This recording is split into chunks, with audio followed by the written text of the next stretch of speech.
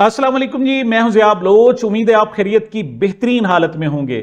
सामीन, अल्लाह ताला इमरान खान पर कितना मेहरबान है। अक्सर औकात के जब हर तरफ मायूसी होती है, तमाम रास्ते बंद हो चुके होते हैं, अल्लाह ताला नई उम्मीदें, नई रोशनियां पैदा कर देता है। ऐसी सूरत हाल ताज़ा इमरान खान के साथ पेश आई है।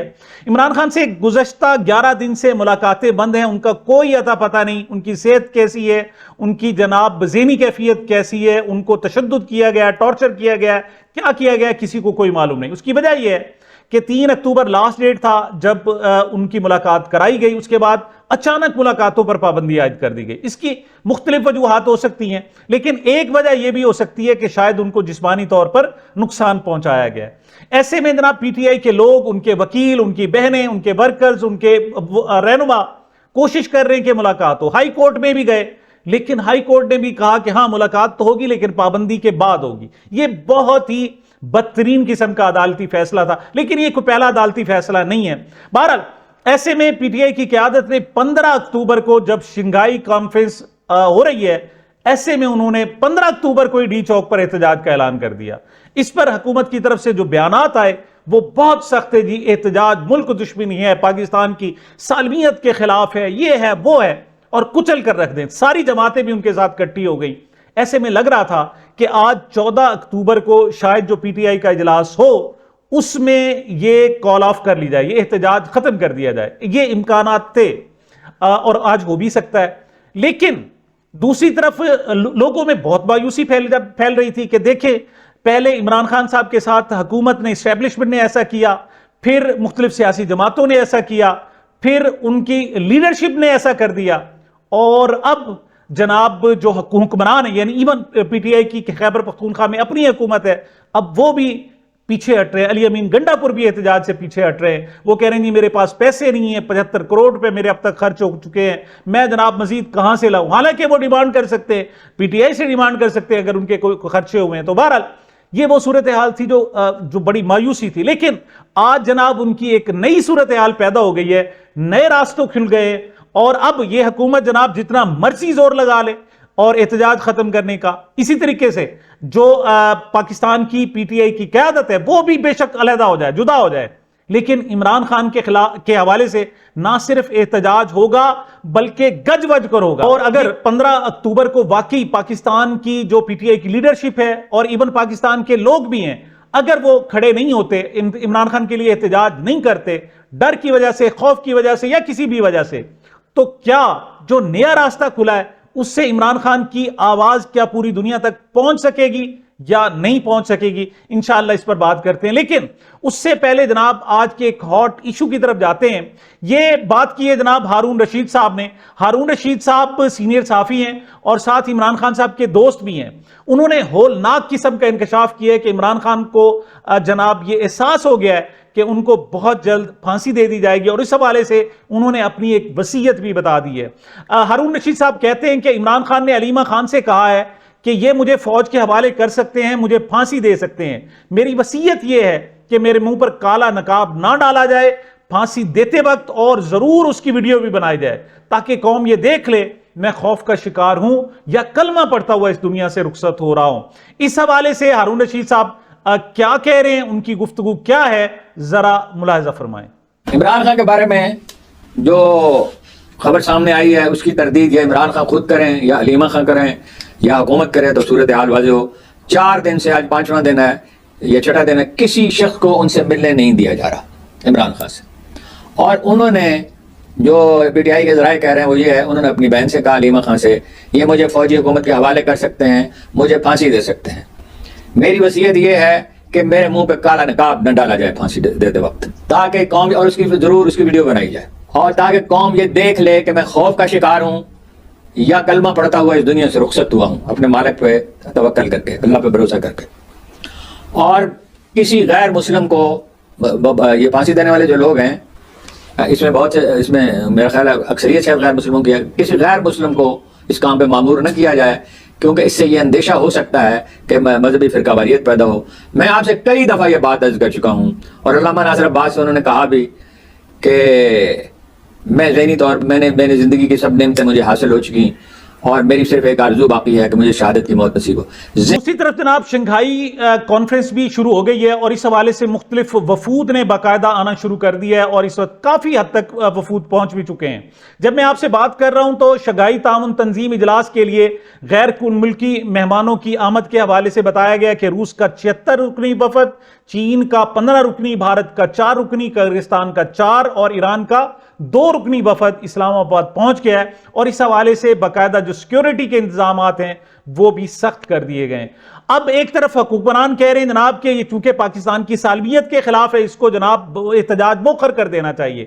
اس حوالے سے جو فیڈرل سیکرٹری ہیں پی ٹی آئی کے شیخ وقاص اکرم صاحب، ان کا کہنا ہے کہ اگر سنجانی اسلام آباد جلسہ مؤخر کروانے اور تاریخ تبدیل کروانے کے لیے صبح 7 بجے جیل کھلوائی جا سکتی ہے اور 2 بندوں کی ملاقات کرائی جا سکتی ہے تو ایس سی او کے موقع پر احتجاج سے بچنے کے لیے اس حکومت کا خان کو ان کے ڈاکٹر اور ان کی بہن سے ملنے کی اجازت نہ دینا جو ان کا قانونی حق ہے سمجھ سے بالا ہے. اس سے ہمارے خدشات میں اضافہ ہو رہا ہے کہ شاید عمران خان صاحب کے ساتھ اچھا سلوک نہیں کیا جا رہا. اس حوالے سے جناب مختلف رہنما بھی سامنے آ رہے ہیں. حماد اظہر صاحب جو اس وقت روپوش ہے، انہوں نے بھی اپنا ایک بیان قلم بند کرایا ہے. حماد اظہر صاحب کیا کہتے ہیں ذرا سنیں. دوستو، یہ بھی کہا گیا کہ اس دن ایس سی او کانفرنس ہے اور ہم کوئی اینٹی سٹیٹ ہیں. کون کہہ رہا ہے یہ کہ ہم اینٹی سٹیٹ ہیں؟ کیا پرامن احتجاج کرنا ملک میں ریاست مخالف بیانیہ ہے؟ کیوں نہیں ہمیں پرامن احتجاج کرنے دیا جاتا؟ اور کہہ کون رہا ہے ہمیں کہ ہم ریاست مخالف ہیں یا اینٹی سٹیٹ ہیں؟ وہ لوگ جنہوں نے الیکشن چرایا، دن دہاڑے الیکشن چرایا، جنہوں نے لوگوں کو اغوا کیا، جنہوں نے لوگوں پر تشدد کیا، جنہوں نے آئین اور جمہوریت کے ٹکڑے ٹکڑے کر دیے. وہ لوگ کہہ رہے ہیں جنہوں نے ججز کو ہراساں کیا، جنہوں نے پوری ایک سیاسی جماعت کو ہراساں کیا، جنہوں نے پارلیمنٹ کے اندر فارم 47 کے لوگوں کو مسلط کر دیا ہمارے اوپر. تو ایسے بالکل نہیں چلے گا. ہم بالکل اپنا احتجاج کریں گے اگر عمران خان صاحب تک ہمیں رسائی نہ دی گئی. عمران خان کی ہمشیرہ محترمہ نورین نیازی صاحبہ کے اس حوالے سے جناب خدشات خاصے اسٹرانگ ہیں. وہ اس حوالے سے کافی جناب جسے کہتے ہیں کہ تردد اور بہت زیادہ تشویش میں مبتلا ہے. ان کا کہنا یہ ہے کہ ایک ہی شخص جس سے لوگ پاکستان کو پہچانتے ہیں کیونکہ انہوں نے وہ کام کیا جس سے پاکستان کی عزت بنی ہے، ان کو جیل میں ڈال کر یہ لوگ سمجھتے ہیں کہ ان کی عزت بن جائے گی، لیکن ان کی عزت کبھی نہیں بنے گی چاہے جتنی بھی کوشش کر لیں. یہ سوچتے ہیں کہ جیسے ہارے ہوئے لوگ سب پر ظلم کرتے ہیں، سب کو پکڑ لیتے ہیں، سب کی زبانیں بند کرتے ہیں. لیکن میں تو یہ دیکھ رہی ہوں کہ شاید یہ ان کا آخری وقت ہے. وہ پریڈکٹ کر رہی ہیں کہ حکومت جانے والی ہے. وہ نورین نیازی صاحبہ پھر کہتی ہیں ایک اپنی تسلی کے لیے، اتمام حجت کے لیے، وہ کہتی ہیں کہ عمران خان سے ایک بار تسلی کے لیے ملنے دیں. 15 اکتوبر کا احتجاج کا مقصد عمران خان صاحب سے ملاقات کرنا. جب تک عمران خان صاحب سے نہیں ملیں گے نہیں معلوم وہ کس حالت میں ہیں.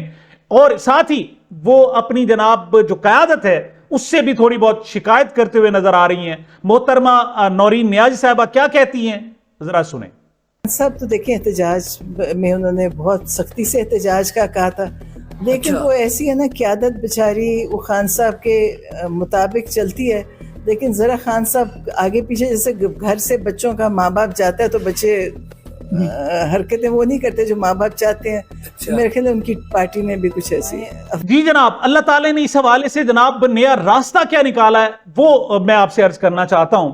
انہوں نے بہت ڈرایا، خواجہ آصف صاحب نے، دیگر جناب جو حکمران ہیں اسٹیبلشمنٹ کی طرف سے تمام سیاسی جماعتوں کے منہ سے کہلوایا گیا، جو اسٹیبلشمنٹ کے ٹاؤٹ ہیں ان کے ذریعے کہلوایا گیا کہ پی ٹی آئی احتجاج مؤخر کر دے. ایون جو پی ٹی آئی میں لوگ اسٹیبلشمنٹ کے بیٹھے ہوئے ہیں ان کے ذریعے بھی جناب مخالفت کرائی گئی. اور خاص طور پر جو حکمرانوں میں شامل ہیں جن کے پاس اس وقت اختیارات ہیں، عہدے ہیں یا حکومتیں ہیں، وہ پی ٹی آئی کے لوگ اس کی مخالفت کر رہے ہیں. اور ایسے لگ رہا تھا کہ جناب آج 14 کو جو پی ٹی آئی کا جو اجلاس ہو، آج جناب ممکن ہے 2 اہم پیش رفت ہو جائیں. کیا؟ ایک تو یہ کہ کسی ایک شخص کی عمران خان صاحب سے جھوٹی سچی ملاقات کرا دی جائے اور پھر اس کی باہر آ کر پریس کانفرنس بھی کرا دی جائے جس میں بتایا جائے کہ عمران خان صاحب ٹھیک ہے. ایک تو یہ ہو سکتا ہے. اور پھر اس کے بعد کوئی چونکہ جواز نہیں رہ جائے گا، پھر پی ٹی آئی کی جناب کور کمیٹی کے اجلاس میں باقاعدہ یہ طے کیا جا سکتا ہے کہ جناب ہم اجلاس مؤخر کر رہے ہیں. لیکن اللہ تعالیٰ کی مدد یہ آئی ہے جناب کہ پی ٹی آئی کی جو اوورسیز ہیں، پاکستان تحریک انصاف اوورسیز کے جو تنظیمات ہیں ان کو ڈاکٹر سجاد برکی صاحب ان کو ڈیل کرتے ہیں. ان کا جناب ایک اجلاس ہوا ہے اور انہوں نے کہا جی پاکستان میں 15 اکتوبر کو احتجاج ہو یا نہ ہو، پوری دنیا کے تقریباً تمام ممالک میں جہاں جہاں اوورسیز پاکستانی رہتے ہیں وہ جناب پاکستان کے سفارت خانوں کے باہر اور دیگر اہم مقامات پر جا کر احتجاج کریں گے۔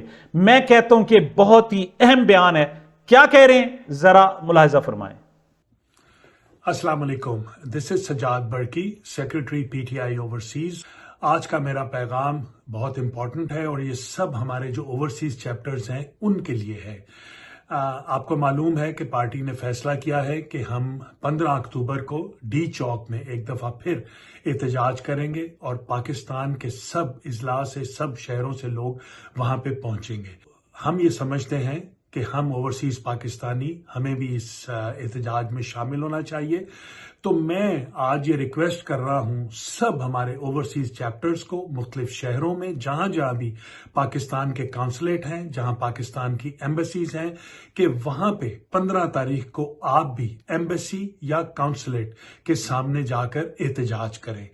وقت تھوڑا ہے، جتنی بھی جلدی آپ اس کو آرگنائز کر سکتے ہیں وہاں پہ اپنے اپنے علاقے میں نوٹسز دیجئے، لوگوں کو بتائیے اور جمع کیجئے لوگوں کو، تاکہ ہم بھی دکھا سکیں کہ اوورسیز پاکستانیز اس احتجاج میں اپنے پاکستانی بہنوں بھائیوں کے ساتھ پوری طرح شامل ہیں۔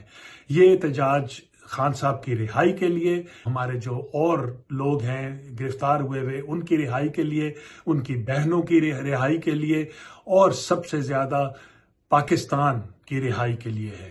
کانسٹیٹیوشنل امینڈمنٹس جو ہیں ان کے خلاف احتجاج، ہر چیز کے خلاف 15 اکتوبر کو نکلیے باہر اپنے کانسولیٹ یا اپنی ایمبیسی کے سامنے اور احتجاج کیجیے۔ جی جناب، جب پوری دنیا میں احتجاج ہو رہا ہوگا اور یہاں پاکستان، اور ان کو لوگ بتا رہے ہوں گے کہ ہمیں اس موقع پر احتجاج بھی، یعنی ایک عمران خان کا کوئی عطا پتہ نہیں ہے کس حالت میں، ان پر جعلی مقدمات ہیں، کسی ایک مقدمے بھی وہ کنوکٹڈ نہیں ہیں، ان کو سزا نہیں دی گئی، ابھی وہ صرف ملزم ہیں، مجرم نہیں۔ ان پر جو مقدمات بنائے گئے جن میں سزائیں دی گئی وہ کالعدم ہو چکی یا ان کی ضمانتیں ہو چکی۔ ایسے میں ان کے پاس کوئی جواز نہیں ہے، صرف ایک پاپولر لیڈر کو قید میں رکھا ہوا ہے، صرف اپنی حکومت بچانا چاہتے ہیں، چونکہ یہ مینڈیٹ چور ہیں، یہ ووٹ چوری کر کے آئے ہیں، فارم 47 والی حکومت ہے۔ یہ ساری باتیں جو آپ نہیں کرنے دے رہے یہ پوری دنیا میں سنائی دی جائیں گی، اور ساتھ یہ بھی کہا جائے گا کہ جبر کا یہ عالم ہے کہ شنگھائی کانفرنس آرگنائزیشن کے موقع پر جو پاکستان کے لوگ احتجاج کرنا چاہتے ہیں وہ احتجاج بھی نہیں کرنے دیا جا رہا۔ تو ایسے میں جناب ان لوگوں کے لیے بڑا مشکل ہوگا کہ یہ اپنا منہ چھپائیں گے اور ان کے پاس کوئی راستہ نہیں ہوگا۔ ڈاکٹر شہباز گل صاحب نے ایک بڑا انکشاف کیا، وہ کہتے ہیں کہ جب علیمہ خان کو گرفتار کیا گیا تو ان کی ایک بڑی طاقتور شخصیت کے ساتھ بات کرائی گئی اور کہا کہ آپ نے ڈی چوک میں احتجاج کال آف کرنا ہے ورنہ عمران خان کی طرح جیل جائیں گی۔ علیمہ خان نے کہا کہ میں احتجاج کال آف کی بات نہیں کروں گی، یہ عمران خان کا اختیار ہے، جس نے بات کرنی ہے ان سے جا کر کریں، میں یہ کبھی نہیں کروں گی۔ اور اب بھی کہا جا رہا ہے کہ اب جناب ان کو جیل میں، یعنی جو جہلم کی جیل ہے وہاں ڈالا گیا ہے، اور اس کا جو بنیادی طور پر مقصد ہے وہ صرف یہ ہے کہ جناب عمران خان کو اذیت دی جائے، ان کو ذہنی طور پر ان کو توڑا جائے۔ ان کی اہلیہ کو گرفتار کیا گیا، اب ان کی بہنوں کو گرفتار کیا گیا ہے، ان کی ملاقاتوں پر پابندی ہے، ان کے جناب دانت میں درد ہے، ان کے کان میں انفیکشن ہے، میگرین کا انہیں شدید درد ہو رہا ہے، ان کی سیل کی بجلی آف کر دی گئی ہے۔ مقصد صرف اور صرف توڑنا ہے۔ جب ایسی صورتحال ہو جائے کہ جناب اس وقت پارلیمنٹ کا بھی کوئی اثر نہ ہو اور ووٹ خریدے جا رہے ہوں، ایسے میں جناب محمود خان اچکزئی کا یہ بیان بالکل صادر آتا ہے، وہ کہتے ہیں بھاڑ میں جائے ایسی پارلیمنٹ، بھاڑ میں جائے ایسا سپیکر، آگ لگ جائے اس ایوان کو۔ وہ کیا کہہ رہے ہیں ذرا ملاحظہ فرمائیں۔ آگ لگ جائے اس پارلیمنٹ کو، بھاڑ میں جائے یہ پارلیمنٹ، بھاڑ میں جائے اس کا سپیکر، بھاڑ میں جائے اس کے سارے ممبر۔ جس سپیکر میں یہ ایمانداری نہ ہو کہ اس ادارے کا نام لے، وہ اس پارلیمنٹ کا سپیکر نہیں بن سکتا۔ You should leave it۔ Jagdish صاحب، آپ اتنے سینئر پارلیمنٹیرین ہیں، آپ کے الفاظ کا چناؤ یہ ہم ایکسپنج کرتے ہیں، یہ ہم ایکسپنج کرتے ہیں، بھاڑ میں جائے پارلیمنٹ۔ اور جو اسپیکر کے بارے میں کہا ہے اس کو بھی ہم ایکسپنج کرتے ہیں۔ آپ لوگوں کی بیویوں کو بھی عزت کریں گے، آپ لوگوں کی بیٹیوں کو بھی عزت کریں گے، آپ لوگوں کے بچوں کو بھی عزت کریں گے، اور پھر کہیں گے لوگ کہیں پاکستان زندہ باد، لوگ کہیں یہ حوالدار اسپیکر زندہ باد۔ آخر میں ایک دو خبریں جناب شامل کرتے ہیں۔ کہ یہ جرگہ ہوا، 3 روز کا جرگہ تھا، جمعہ، ہفتہ، اتوار. یہ پہلے پی ٹی ایم کو، پاکستان پشتون تحفظ موومنٹ کو کالعدم قرار دیا گیا. کیوں؟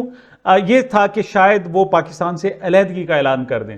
لیکن بہرحال بعد میں یہ پوری خیبر پختونخوا اسمبلی کو ایک کمیٹی میں کنورٹ کیا گیا، کمیٹی بنائی گئی، اور وہاں محسن نقوی صاحب گئے، وہاں گورنر کنڈی صاحب گئے، اور سارے اختیارات وزیر اعلیٰ علی امین گنڈا پور کو دیے. وہاں ارکان پارلیمنٹ آئے اور انہوں نے کہا کہ نہیں، جرگے کی اجازت دی جائے، یہ ایک بڑا اجتماع کرنے کی اجازت دی جائے، پاکستان کے حوالے سے کوئی بات نہیں، جو کچھ بھی ہوگا آئین کے اندر رہ کر بات کی جائے گی. بہرحال ان 3 دنوں میں بڑے گلے شکوے ہوئے، ڈاکومنٹریز بھی دکھائی گئیں، ہزاروں نہیں لاکھوں لوگ اس جناب جرگے میں شریک ہوئے.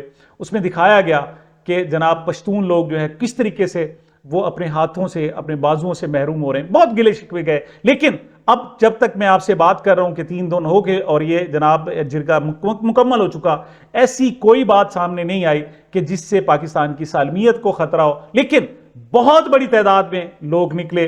اس میں احمد ولی خان صاحب بھی وہاں گئے، اس میں گنڈا پور بھی وہاں پر گئے اس جرگے سے پہلے، اور اس کے بعد شیر افضل مروت اور دیگر رہنما بھی، تقریباً تمام سیاسی جماعتوں کی جناب اس میں شمولیت تھی. اوورآل یہ پرامن رہا. میں صرف دکھانا چاہتا ہوں کہ یہ اس پی ٹی ایم کے اس جرگے میں لوگوں کی شمولیت کا، اور خاص طور پر نوجوانوں کی شمولیت کا انداز کیا تھا. ذرا ملاحظہ فرمائیں.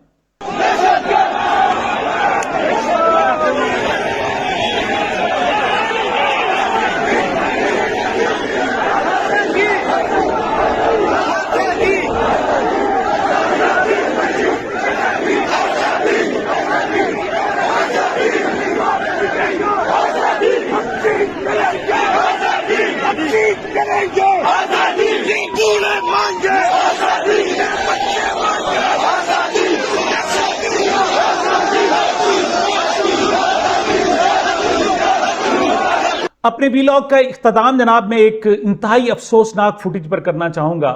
سندھ اور وہاں کی پیپلز پارٹی بڑا دعویٰ کرتی ہے ہم انسانی حقوق کے علم بردار ہیں، پرچارک ہیں، ہم تو جناب بہت ہی، ہمارے ہاں تو جمہوریت ہے. اور جمہوریت کا جنازہ دیکھ لیں یہ کیسے لے جایا جا رہا ہے. وہاں جناب 2 احتجاج، ڈاکٹر شاہ نواز جن کو جناب بلاسفیمی کیس میں ان کو جناب قتل کر دیا گیا تھا، ان کی جان لے لی گئی تھی پولیس کسٹڈی میں، وہاں پر ان کے حق میں ایک تنظیم نے، اور جناب ڈاکٹر شاہ نواز کی مخالفت میں بھی ایک مذہبی جماعت نے جو ٹی ایل پی ہے ان کی طرف سے جناب احتجاج تھا. ایک ہی وقت میں 13 اکتوبر کو کراچی میں احتجاج رکھ دیا گیا اور پھر ان کا ٹکراؤ ہوا. پولیس نے ان کو روکنے کی کوشش کی، اور جب تک میں آپ سے بات کر رہا ہوں تو ایک کنفرم ہے کہ ایک مظاہرہ کرنے والے میں سے ایک کی جان چلی گئی ہے، وہ جاں بحق ہو گیا ہے، وہ شہید ہو گیا ہے. لیکن یہاں خواتین کی کس انداز میں بے حرمتی کی گئی، کس طریقے سے ان کو گھسیٹا گیا. یہ جناب ڈاکٹر رمشا ہیں، رمشا جامی چانڈیو، یہ جناب ایک دانشور، سندھی دانشور کی صاحبزادی ہیں، فورن سے یہ پڑھ کر آئی ہیں اور یہاں انسانی حقوق کے حوالے سے بات کرنا چاہ رہی تھی. تو ان کے ساتھ کیا سلوک کیا گیا یہ بذات خود پیپلز پارٹی کے لیے شرمناک ہے. اور یاد رکھیے گا یہ جو فوٹیجز ہوتی ہیں یہ ختم نہیں ہوتی، یہ جناب ساتھ ساتھ رہتی، انسانی یادوں کے اور انسانی اعمال کو یہ ظاہر کرتی رہتی ہیں. پیپلز پارٹی کے اعمال میں بھی یہ لکھا گیا کہ یہ ایک اسٹیبلشمنٹ کی پٹھو جماعت بن کر اس نے جو اپنی لیگیسی تھی، اگر کوئی تھوڑی بہت تھی، تو اس کو ملیا میٹ کر دیا، ختم کر دیا. اس وقت بلاول ایک ڈکٹیٹر کے جناب آگے ٹاؤٹ تو ہو سکتے ہیں، ایک راشی، ایک جناب کرپٹ پولیٹیشین کے صاحبزادے تو ہو سکتے ہیں، اس کے علاوہ اور کچھ نہیں ہے. کیوں؟ وہ اس وقت انسانی حقوق کے حوالے سے کوئی آواز نہیں اٹھا رہے. ان کو اگر یاد ہے کچھ تو آئینی ترمیم کہ کس طریقے سے قاضی فائز عیسیٰ کو آگے لانا ہے. جناب 20 اکتوبر یہ لاسٹ ڈیٹ ہے، کہا جا رہا ہے کہ 20 اکتوبر تک یہ ساری ترمیم ہو جائے گی اور معاملات حل ہو جائیں گے. بہرحال دیکھتے ہیں آگے کیا صورتحال بنتی ہے. یہ میری آج کی گزارشات تھی. مجھے اپنے اس چینل کو اپنی محبتوں اور دعاؤں میں یاد رکھیے گا. ملتے ہیں چھوٹے سے وقفے کے بعد.